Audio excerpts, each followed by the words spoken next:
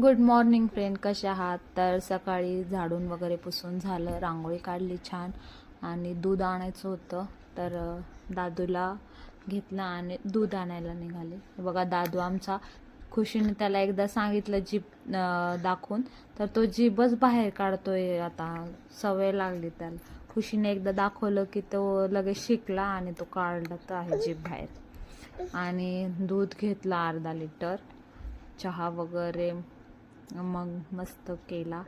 आणि शुभमला भजे खायचे होते, मग कांदा भजी मी बनवले मस्त मध्ये. गरम गरम भजी खूप छान लागले आम्हाला. आणि जेवायला बसलो आम्ही. तर चपाती, अख्खा मसूरची भाजी, भजे आणि पिठलं थोडंसं केलं होतं. तर आम्ही दोघे जेवायला बसलो होतो. खुशी पण जेवत होते आणि दादू बघा साईडला कसा बघतोय.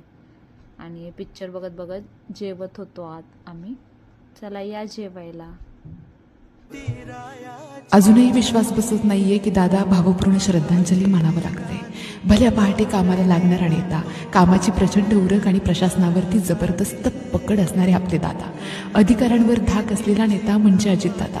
अजितदादा भाजपसोबत असते किंवा कुठल्याही पक्षासोबत असते तरी सुद्धा प्रत्येक पक्षाला त्यांचा कमालीचा धाक वाटायचा. असा निब्बर नेता काळाच्या पडद्याआड गेला. महाराष्ट्राचं मोठं नुकसान झालं. अजितदादांना भावपूर्ण श्रद्धांजली.